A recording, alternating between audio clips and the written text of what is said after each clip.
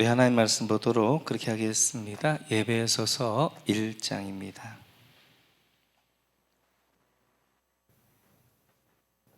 예배소서 1장 11절에서 14절까지 말씀 보도록 그렇게 하겠습니다. 예배소서 1장 11절에서 14절.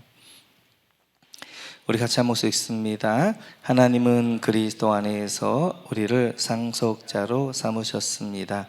이것은 모든 것을 자기의 원하시는 뜻대로 행하시는 분의 계획에 따라 미리 정해진 일입니다.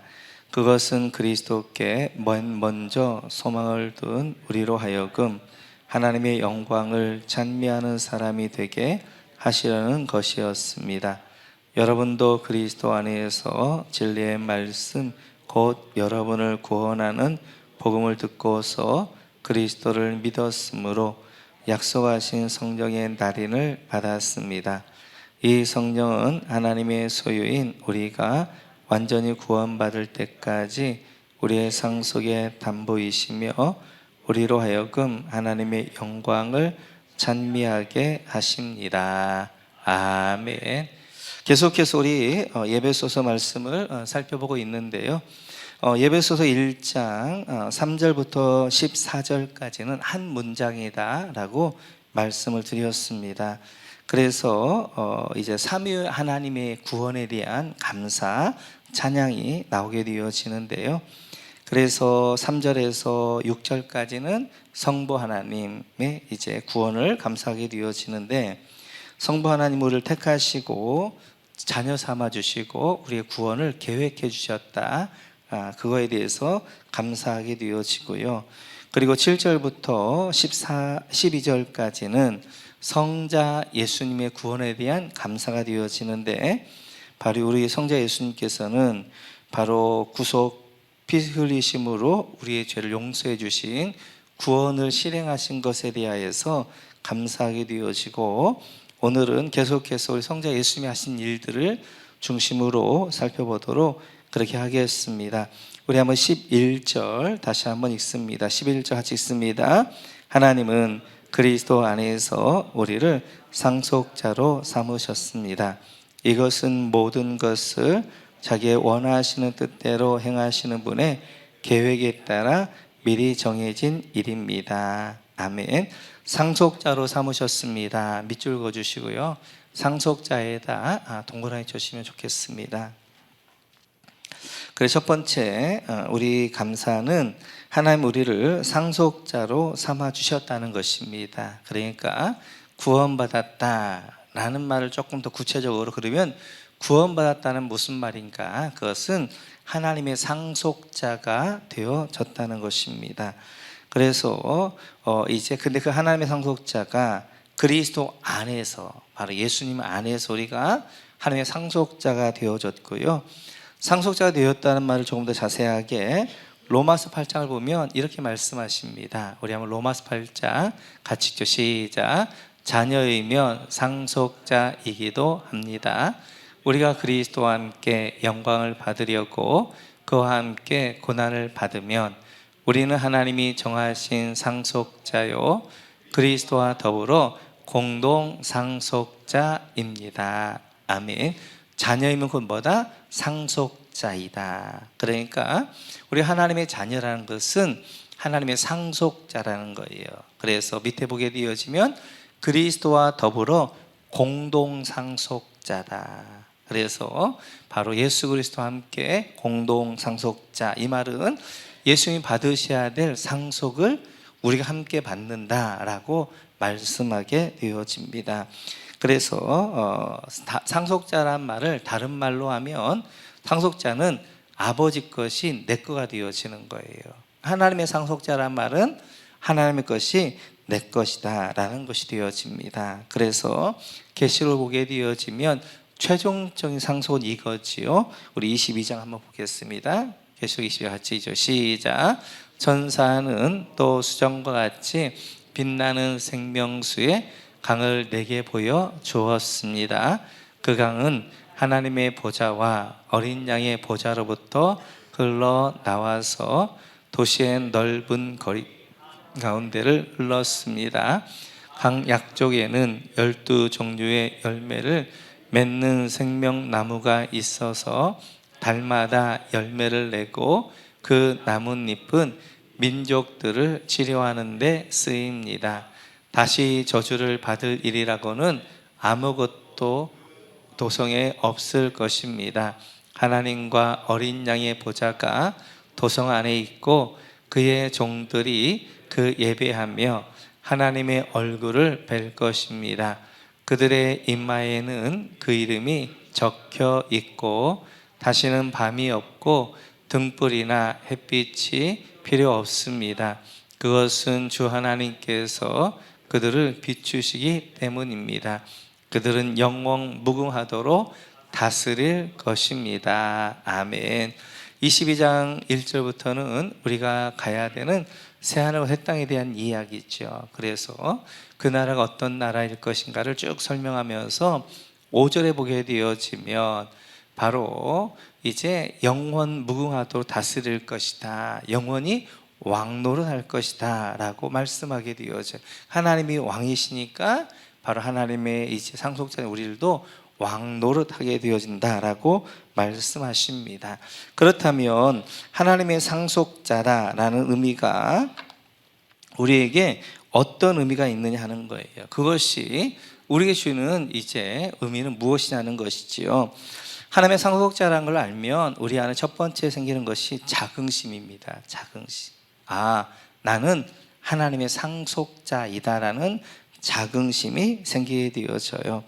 그래서 이제 하나님의 상속자의 그러한 풍성함들이 우리 가운데 있게 되어지고 뿐만 아니라 자긍심이 있어서 우리의 삶에 대하여서 비굴하지 않습니다.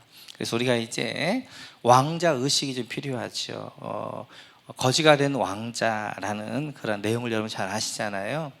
하루는 왕자가 이제 나라의 형편들을 좀 보려고, 백성들 어떻게 하나 보려고 거지 옷을 입고 이제 길거리로 나갑니다. 그래서 나가는데 이제 이제 쭉 돌아보게 거지 옷을 입고 남들이 좀 자기를 비웃어도 자기에게는 전혀 쥐누들지 않는 거예요. 왜냐하면 겉으로는 거지 같은데 자기는 뭐니까 왕자니까 왕자.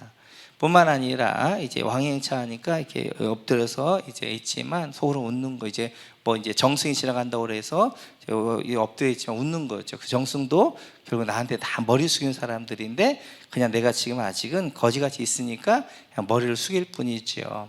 아무리 큰 것, 아무리 좋은 걸 봐도 별로 그렇게 탐하지 않는 거예요. 왜요? 우리 궁궐에 가게 되어지면 더 큰 좋은 집이 있게 되어지고 무엇들 풍성하게 되어지니까. 그래서 이제 이 왕자가 거지가 되어져서 순찰하다가 이제 들어오게 되어지는, 우리가 바로 그런 거지. 왕자 의식을 가지고 살아야 되죠. 이 모든 게 하나님의 것입니다. 다 내 건데 지금 우리는 아직은 훈련받아야 될 때이기 때문에 훈련하고 있는 거가 되어져요. 그러면 하나님의 상속자라고 하는데 왜 이렇게 나는 이제 이렇게 궁핍한가 하는 거지요. 하나님의 상속자라고 하면 하나님이 한번 확 밀어주면 얼마나 좋겠어요. 로또도 한번 맞게 해주고, 내가 땅 한번 샀는데 그냥 거기에 그냥 대박 석유가 한번 터지더라고 해가지고 얼마나 좋아요. 막 생각만 너무너무 좋잖아요. 그런데 왜 안 그러냐는 거지. 왜 안 그래요? 우리가, 제가 설교를 하는데 굉장히 편해진 것이 하나님 나라를 하고 난 다음에 편해졌어요. 우리는 하나님 이제 이미와 아직 가운데 있으니까 그래요. 이미 하나님 나라 우리 가운데 왔고 아직 하나님 나라가 완성되지 않은 그 중간에 지금은 긴장 가운데 하니까 그래요. 그래서 지금 이제 하나님 나라 이미 왔어, 이 땅 가운데. 그런데 그 하나님 나라가 아직 완성이 안 되어졌기 때문에 그 긴장 가운데 사니까 하나님의 상속자임에도 불구하고 때때로 하나님 우리를 훈련시킨단 말이에요. 가난하게도 훈련시키기도 하고 병들게도 훈련시키기도 하고 고난을 가지고 훈련시키기도 하고, 그래서 우리를 훈련시키셔서 왕자 교육을 시키는 것입니다. 그래서 새들도 보게 되어지면 일반 새들은 그냥 하지만 새 중에 이제 왕이라고 할 수 있는 독수리는 자기 새끼를 독수리답게 훈련시키는 거예요. 그래서 더 깊은 이제 막 빛에서 좀 나오게 되면 또 예쁜 절벽에 가가지고 툭 떨어지는 거예요. 그래서 막 죽는다고 막 퍼덕퍼덕거리게 되어지면 착착 올라가게 돼요. 그런 것들을 하면서 어떻게 하는 거예요? 이 독수리가 힘을 받게 되어지고 독수리 이제 새 중에 왕으로 자라게 되어지는 거예요. 마찬가지입니다. 여러분들 그냥 하나님의 상속자가 아니면 그냥 여러분 마음대로 이렇게 내버려 두지요. 그러나 하나님의 상속을 받아야 될 상속자이기 때문에, 너무나 귀한 존재이기 때문에, 왕 같은 제사장이기 때문에 하나님 훈련을 시키는 거예요. 그래 때때로 가난한 훈련도 시키게 되어지고 여러 가지 이제 어려움 가운데 빠지게 되어지는 훈련들을 시키는 거예요. 그러나 우리가 잊지 말아야 할 것은, 나는 하나님의 상속자다, 바로 그리스도와 함께한 이제 공동 상속자다라는 의식을 가지고 우리가 살아가야 됩니다. 뿐만 아니라 이제 오늘 로마서 8장 17절 다시 한번 보면 이렇게 말씀하셔요. 같이 한번 읽어볼까요? 로마서 8장 17절 같이 읽죠. 시작. 자녀이면 상속자이기도 합니다. 우리가 그리스도와 함께 영광을 받으려고 그와 함께 고난을 받으면 우리는 하나님이 정하신 상속자요 그리스도와 더불어 공동 상속자입니다. 우리는 그리스도와 함께 영광을 받을 것입니다. 공동 상속자로서 하나님의 전부를 우리가 누리게 되어질 거예요. 저 하늘나라에 가게 되어지면, 그러기 위해서 지금 우리가 해야 될 일이 뭐냐? 함께 고난을 받는 거예요. 그래서 지금 이제 이미 와 있지만 아직 완성되지 않은 이 긴장 가운데 하나님 나라 가운데 사는 우리는 그리스도와 함께 고난을 받는 거예요. 죽음 없이는 부활을 경험할 수가 없어요. 고난 없이는 영광이 없게 되어지는 거예요. 그래서 고난을 통해서 우리를 하나님이 만들어 가시게 되어집니다. 그렇다면 그리스도와 함께 받는 고난이 뭐냐는 거예요. 예수님의 고난이 뭐였어요? 십자가죠. 십자가에 이제 그런 십자가에 날마다 우리는 죽는 삶이 있어야 되는데, 그것이 바로 십자가를 지는 삶이 되어집니다. 골로새 3장을 보면 이렇게 말씀하셔요. 같이 한번 볼까요? 골로새 3장 같이 읽죠. 시작. 그러므로 여러분이 그리스도와 함께 살려, 거기에는 그리스도께서 하나님의 오른쪽에 앉아 계십니다. 여러분은 땅에 있는 것들을 생각하지 말고 위에 있는 것들을 생각하십시오. 아멘. 날마다 십자가를 지는 건 뭐냐면 위에 것, 아래 것들을 추구하지 않고 위에 것을 추구하는 거예요. 아래 것들을 생각하지 않고 위에 것들을 생각하는 거예요. 우리 옛 모습들은 땅의 것들만 바라본단 말이에요. 땅의 것들을 바라보면서 이 땅의 것들을 추구하게 되어지고 세상을 추구한단 말이에요. 근데 그런 세상을 추구하는 나에게 내가 십자가에 죽게 되어지고 나를 자꾸만 위의 것, 하늘의 것, 영광의 것들을 추구하게 하는 것, 이것이 바로 고난 가운데 사는 거예요. 그러니까 우리의 고난이라는 것은 다른 것이 아니라 어떤 외부적으로 당하는 어려움, 이런 것도 고난이지만 가장 큰 고난은 날마다 나를 십자가에 죽이는 것입니다. 십자가에 죽이는 것 중에 뭐예요? 그것은 날마다 내가 세상을 향하여 가는 내 마음, 땅을 향하여 추구하는 내 마음, 세상 것들을 쫓아가는 내 마음들을 날마다 죽게 되어지고 하늘의 것들을, 위의 것들을 바라보게 하는 것, 그것이 바로 이제 그리스도와 함께 당하는 고난이 되어져요.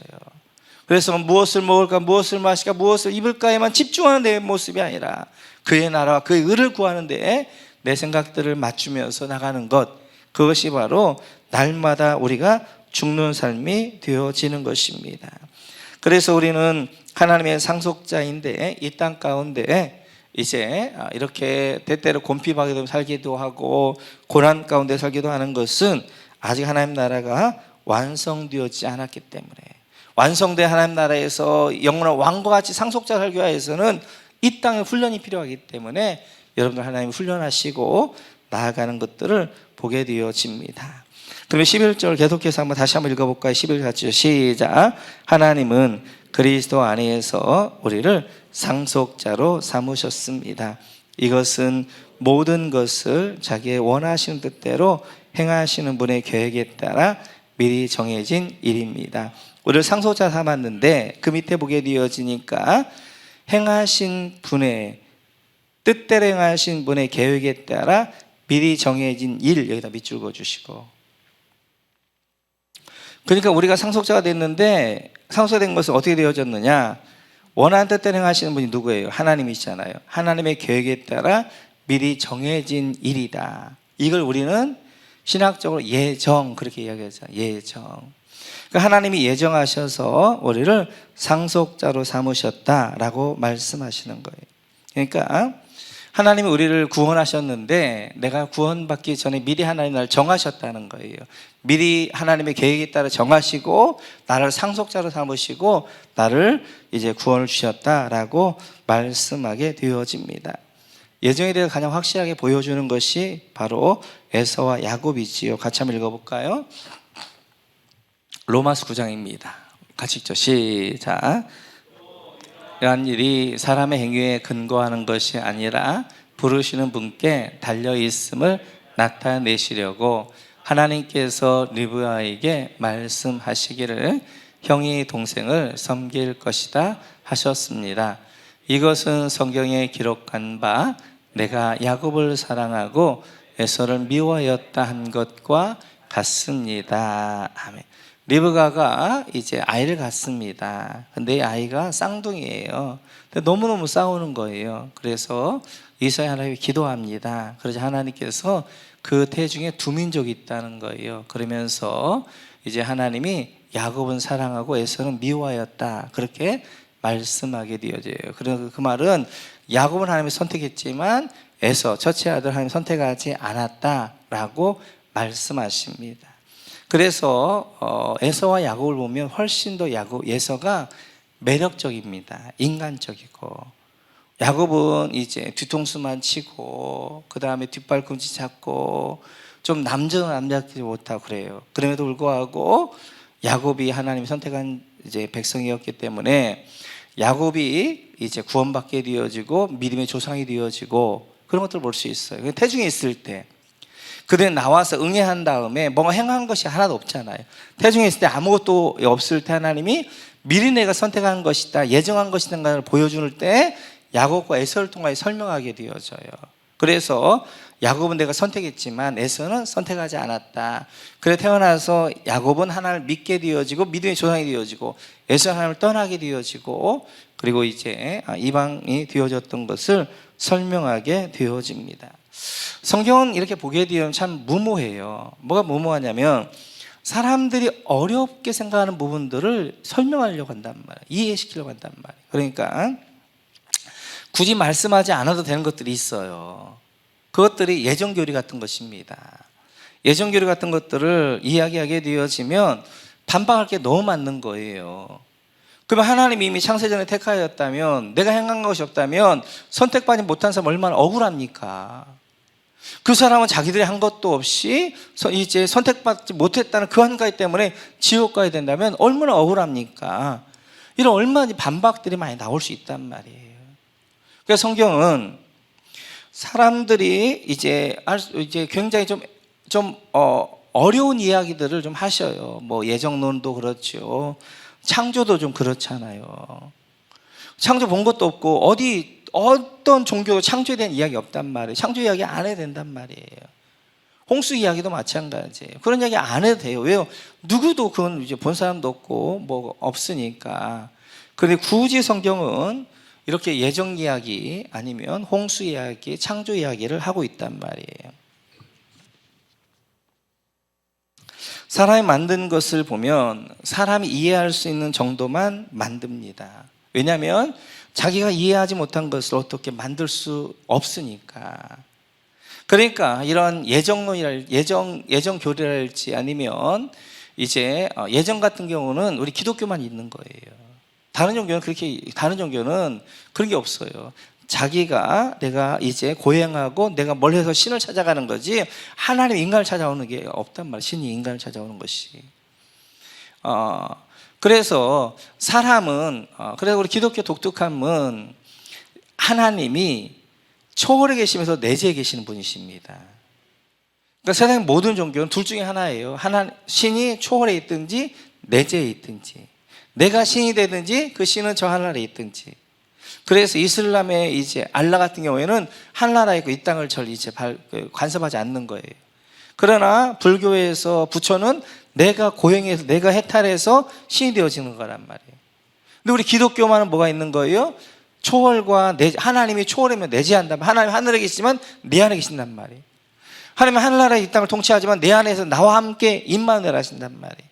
이런 얘기를 한단 말이에요. 왜냐하면 이건 인간이 이해할 수가 없는 거예요. 신이 초월하면 초월해 있고 내재하면 내재하 있지 초월과 내재가 함께 할 수가 없단 말이에요. 다른 모든 종교는 남신과 여신이 있습니다. 그런데 기독교는 하나님 아버지라고 하는데 아버지란 말은 남자란 말이 아니라 시작자란 말이에요. 신은 중성이란 말이에요. 근데 다른 종교들은 남신이든 여성이든지 남신과 여신들이 뭐 하는 거예요? 서로 관계하면서 막 이런단 말이에요. 왜냐하면 사람들은 자기가 아는 것만큼만 만들어낼 수 있기 때문에. 근데 기독교는 사람이 만들어낸 종교가 아니기 때문에 기독교는 사람의 생각을 초월해서 우리에게 설명한단 말이에요. 그렇기 때문에 어려운 부분들이 많아요. 그 중에 하나가 예정에 대한 이야기입니다. 예정에 대한 이야기. 그러니까 예정에 대한 얘기 이거예요. 자, 하나님의 세계는 묵시의 세계란 말이에요. 묵시의 세계는 시간과 공간에 제약이 없어요. 이 말은 뭐냐면 순간이 영원히 순간인 거예요.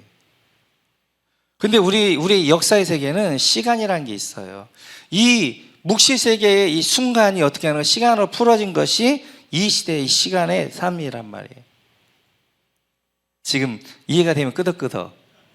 지금 이해가 되고 있는 거죠. 자, 하나님의 세계라는 것은 3차원의 세계가 아니기 때문에 시간과 공간에 제한이 없는 거예요. 그래서 성령님 어디 계시는 거예요? 내 안에도 계시고 윤여미 전사 안에도 계시고 우리 김준학 장로님 안에도 계시고 우리 이제 정여정 집사님 안에도 계시고 미국에도 계시고 아프리카도 계신단 말이에요. 왜요? 그분은 공간을 초월하시니까. 어제도 계시고 오늘 동일한 시간이란 말이에요. 왜냐하면 그분은 시간을 초월하니까. 시간과 공간에 제약이 없단 말이에요. 이 말은 하나님 세계는, 그럼 여러분 지금 천국이 만들어졌을까요? 안 만들었겠어요? 만들어져 있지요. 만들어져 있는 거예요. 근데 우리는 지금 뭐 하는 거예요? 그 시간을, 이 시간, 여기 역사 세계에서는 풀어가는 거. 1년부터 몇 년까지? 6천년까지 지금 풀어가는 거란 말이에요. 그래서 기원 전 4천년부터 창조부터 풀어가는 거란 말이에요. 그러니까 우리는 시간이 있는 거예요. 그러니까 우리 시간이 있는 이 세계 속에서 예정이랄지 믿음이랄지 이런 것들을 이해하기 어려운 거예요. 자, 내가 믿어서 구원을 받는 거예요? 아니면 하나님 나를 믿게 해서 구원을 받는 거예요?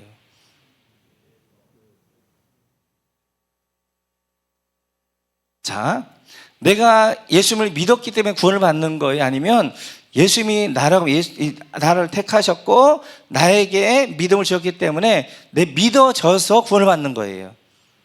믿어져서 구원을 받는 거예요? 두 개 다 맞아요. 두 개 다. 죄송해요. 저는 사실 장로교지만 그러면 두 번째가 맞다고 해야 돼요. 근데 지금 알미니안주의에서는 내가 예수를 믿어서 구원받는다고 그러거든요. 그것도 맞아요.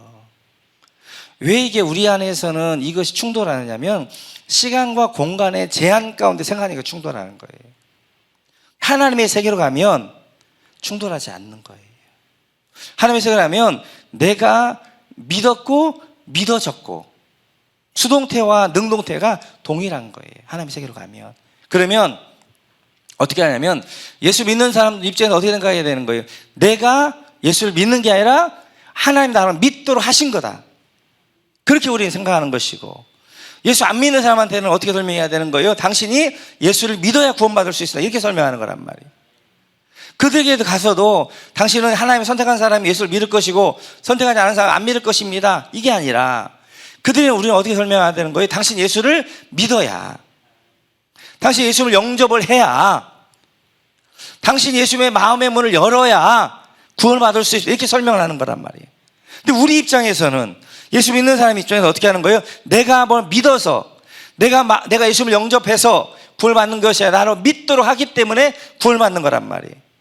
뭔 말인지 알죠? 그러니까 우리 입장에서는 예정이 맞는 거예요. 근데 안 믿는 사람 입장에서 뭐가 맞는 거예요? 자기가 선택하는 거예요.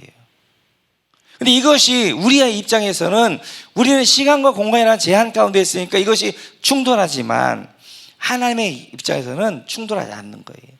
그러면 지금 이렇게 하시는 분도 계실 거란 말이에요.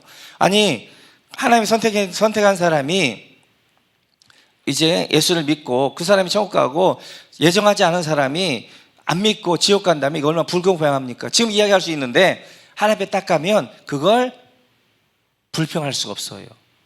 왜냐하면 전부 설명이 되는 거예요. 그러니까 하나님의 선택과 내가 믿는 것과 일치가 되어지는 거예요. 일치가 되어지는 거예요. 그러나 우리 입장에서 그렇게 설명하게 되어지는 거예요. 뭔 말 아시겠죠? 그러니까 우리는 하나님 예정해 주셨다는 것에 대한 감사가 있는 거죠. 아, 내가 뭐 한 것도 없이 내가 예수님을 믿어서 내가 선한 일을 해서 내가 교회를 나와서 내가 구원받은 것이 아니라 하나님이 창세의 나를 이미 택하여 주셨고 나를 예정하여 주셔서 나를 어느 시점에 믿도록 하여 주셨고, 그래 내가 지금 이렇게 믿음 생활을 하고 있구나, 예정을 우리 믿고 그 예정 가운데 우리가 나가는 것이요. 그런데 이제 그러면 하나 더 보고 나누겠습니다. 우리 한번 13절 한번 볼까요? 13절.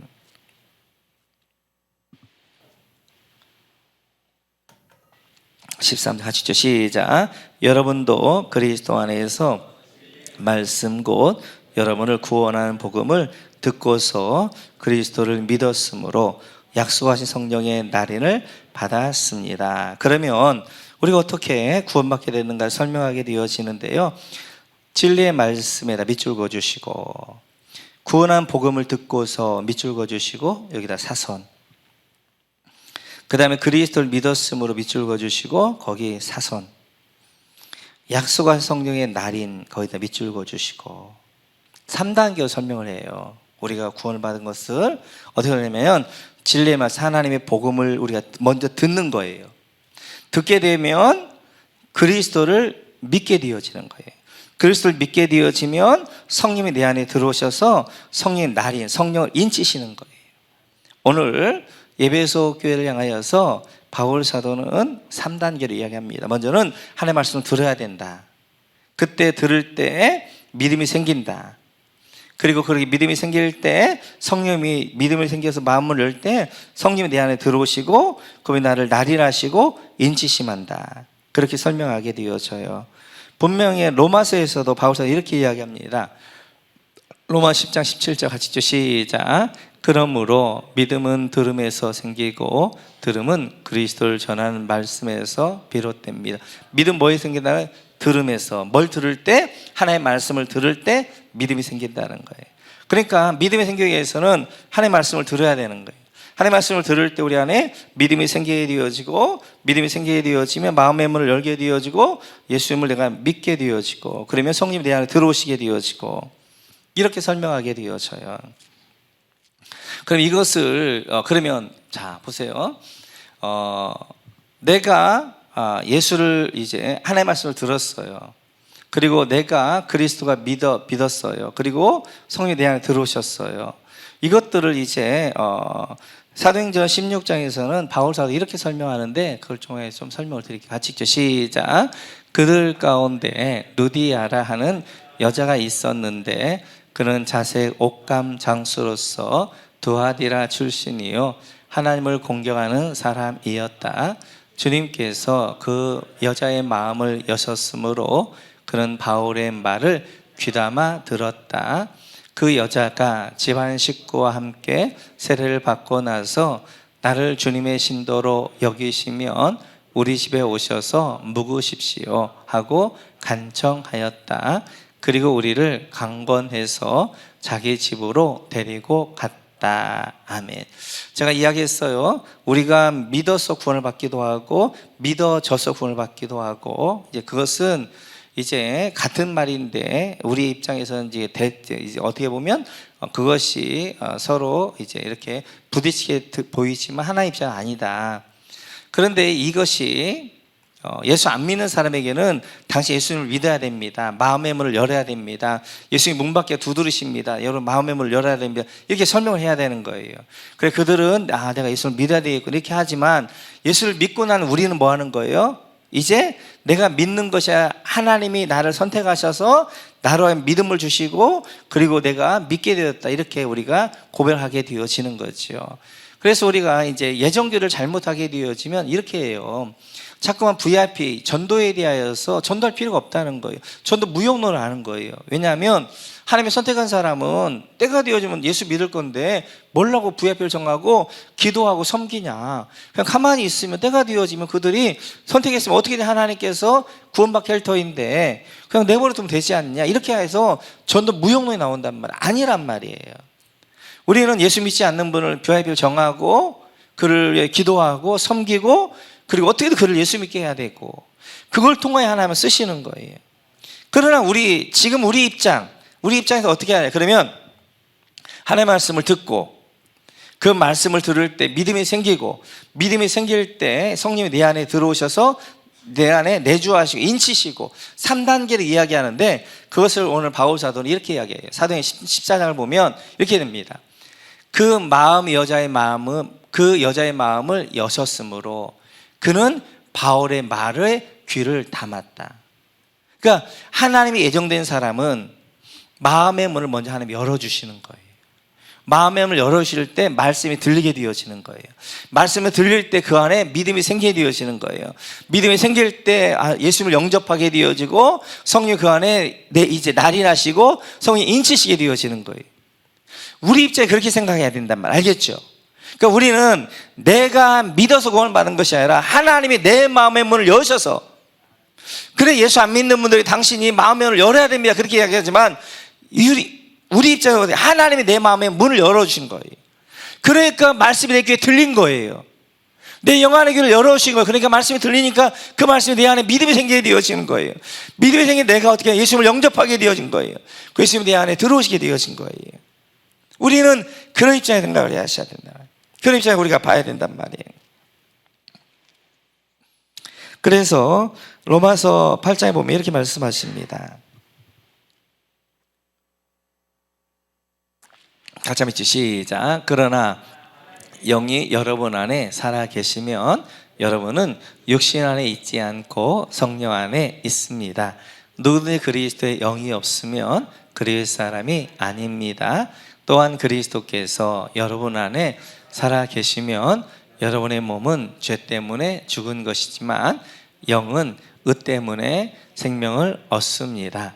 예수를 죽은 사람들 가운데서 사신 분의 영이 여러분 안에 살아 계시면 그리스도를 죽은 사람들 가운데서 살리신 분께서 여러분 안에 계신 자기의 영으로 여러분의 죽을 몸도 살리실 것입니다. 그래서 하나님의 영이 우리 안에 들어오신다는 말은 이제 우리가 성령 안에 거하신다는 거예요. 그리고 우리는 이제 그리스도의 사람이 되어지고 우리 육은 죽게 되면 영은 살게 되어진다라고 말씀하게 되어집니다. 그래서 우리 인쳤다. 하나님이 우리를 이제 도장을 찍었다. 우리 안에 내주하신다라는 것이 우리에게 어떤 의미가 있느냐? 제가 이제 이런 설명 다시는 안 할 거예요. 그냥 우리는 이제 어떻게 우리 입장에서만 제가 예정로 입장에서 장로 입장에만 설명할 거예요. 제가 이제 왜냐면 다음에도 계속 이런 설명을 하게 되어지면 이게 말씀이 집중력이 사라지니까 오늘은 지금 제가 예배를 처음 하기 때문에 설명을 드렸어요. 예정도 맞고 내가 구원을 믿는 것도 맞다. 그것은 제가 생각할 때는 우리가 이제 시간과 공간의 제약 가운데서 그것이 충돌한 것처럼 느끼지만 하나님 영역은 같다. 그런 전제 아래서 그러나 우리는 지금 예수님을 믿는 분들에게 설명을 드리기 때문에 앞으로는 예수를 안 믿는 분 입장에서 설명 안 드리고 예수님을 믿는 분의 입장, 예정로 입장에서 선택의 입장에 제가 설명을 드릴 거예요. 자, 이렇게 해서 이제 예수님을 내가 영접을 하게 되어져요. 그러면 우리 안에 나타나는 첫 번째가 뭐냐? 성령 우리를 인치신다는 거예요. 인친다는 건 도장을 찍는다는 말이에요. 도장을 찍는다는 말은 뭐냐면 뭐예요? 너는 내 것이다라는 거예요. 너는 내 것이다. 그러니까 성령님이 딱 우리 가운데 오셔서 이제 너는 내 것이다 라고 도장을 딱 찍게 되어지는 거예요. 하나님의 소유가 되어지는 거예요. 그래서 이제는 우리는 누가 되어지냐? 하나님의 소유가 되어지는 것입니다. 그래서 요한계시록 7장을 보면 이렇게 말씀하셔요. 같이 한번 볼까요? 요한계시록 7장 같이 시작. 그리고 나는 다른 천사 하나가 살아계신 하나님의 도장을 가지고 해 돋는 쪽에서 올라오는 것을 보았습니다. 그는 땅과 바다를 해하는 권세를 받은 네 천사에게 큰 소리로 외쳤습니다. 우리가 우리 하나님의 종들의 이마에 도장을 찍을 때까지는 땅이나 바다나 나무를 해하지 말아라. 내가 들은 바로는 도장이 찍힌 사람의 수가 14만 4천 명이었습니다. 이와 같이 이마에 도장을 받은 사람들은 이스라엘 자손의 각 지파에서 나온 사람들이었습니다. 이제 요한이 봤어요. 7장 2절을 보니까 천사가 뭘 가져오는, 하나님의 도장을 가져오는 것입니다. 그리고 도장을 이제 찍는데 그것이 바로 성령 인치심이 되어져요. 이 제 3절에 보기에 성령 인치심이 다 맞을기까지 땅이나 바다나 나무를 해하지 말라는 거. 이 말은 바다나 땅이나 나무 해야 한다는 것은 예수님의 재림으로 어떻게 하는 거예요? 모두 다 사라지는 걸 이야기하는 거예요.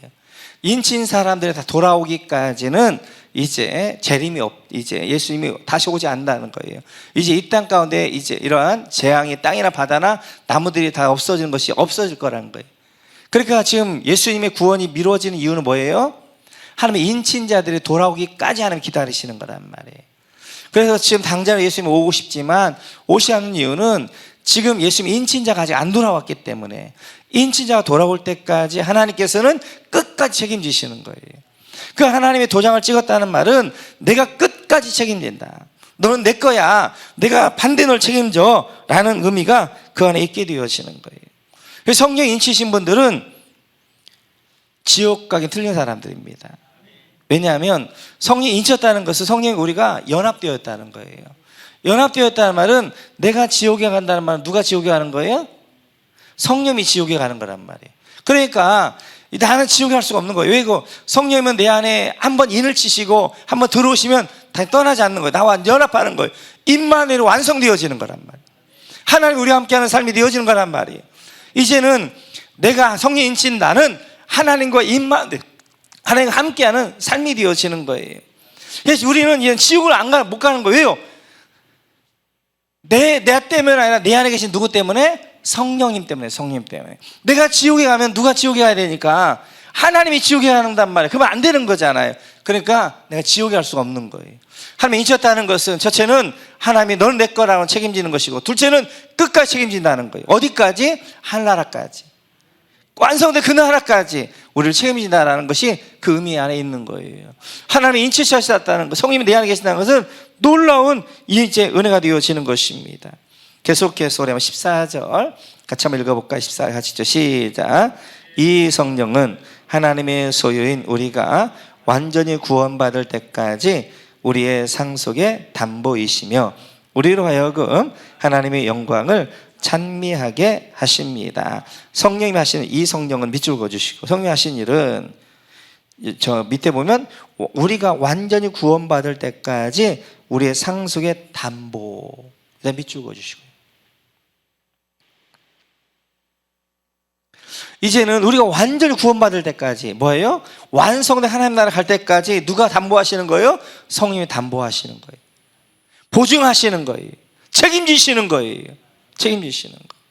그래서 한번 성령이 들어오신 분들은, 저는 이제 우리 성도님들이나 이렇게 볼 때 조금 여유가 있는 것 중에 하나는, 제가 어떤 여유가 있냐면 우리 성도님들 안에는 성령이 계시기 때문에 제가 좀 여유가 있습니다.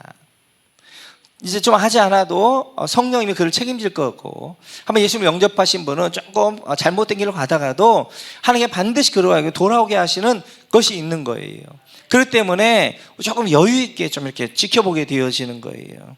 그래서 그냥 넘어지면 바로 가가지고 바로 일으켜 주지 않고 좀 스스로 일어날 수 있도록 기도도 하면서 격려하면서 복 지켜보는 거예요. 왜요? 그 안에 누가 계시니까? 성령이 계시니까. 여러분들 성령이 인도해 가신단 말이에요. 여러분들이 타락하지 못하도록, 여러분들이 죄악으로 빠지지 못하도록. 그래서 하나님을 믿는 사람들은 하나님의 테두리가 있어. 여기 안에는 자유함이 있지만 이 테두리를 넘어가지 못하는 것입니다. 그것이 뭐냐, 요한계시록 같은 데를 보게 되어지면 구원받지 못할 사람들이 있어요. 이제 그 죄목들이 있는데 그것까지는 못 나가게 한단 말이에요. 그 범위 안에서 하나님께서 지키시는 것들을 보게 돼요. 그 안에 조금 우리가 자유롭게 할 수 있어요. 이 선택 저 선택도 할 수 있는데, 그러나 그것을 넘어가지 못하도록 우리를 붙잡아 주시는 거예요. 그게 성령 하신 일이에요. 끝까지 구원을 완성할 때까지 성령을 책임진다라고 말씀하게 되어져요. 두 번째는 이제 그 밑에 보게 되어지면 하나님의 영광을 찬미하게 하십니다. 두 번째 성령하신 이유는 하나님의 영광을 찬미하게 하시는 거예요. 하나님을 찬양하게 하시는. 그래서 하나님을 찬양하는 것도 아무나 할 수 있는 게 아니에요. 누가? 내 안에 성령님이 나라고 하나님을 찬양하게 한단 말이에요. 그래서 여러분들이 때때로 그래서 성령으로 충만해 있는 분들은 입에서 뭐가 나오는 거예요? 그런 걸 찬양이 나오게 되어지는 거예요. 때때로 영적으로 좀 다운되었다 그러면 우리 안에 이제 빠르게 우리를 회복할 수 있는 것 중에 하나가 뭐냐면 하나님을 찬양하는 거란 말이에요. 찬양할 때 그 찬양 가운데 하나님이 임하게 되어지고 하나님 함께하게 되어지고 우리를 성령 충만하게 하게 되어지고 그래 우리로 하여금 하나님을 찬양하게 하게 되었어요.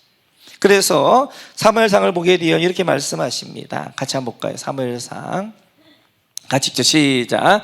그리하여 하나님이 보내신 악한 영이 사울에게 내리면 다윗이 수금을 들고 와서 손으로 탔고 그때마다 사울에게 내린 악한 영이 떠났고 사울은 제정신이 들었습니다.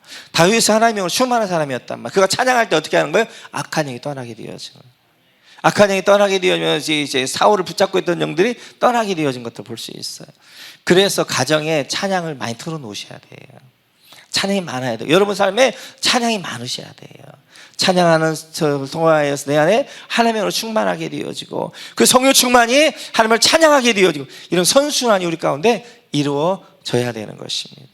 말씀을 정리하겠습니다. 오늘은 우리가 몇 가지를 살펴봤는데 첫째는 바로 우리 하나님의 상속자다. 다시 나는 하나님의 상속자다.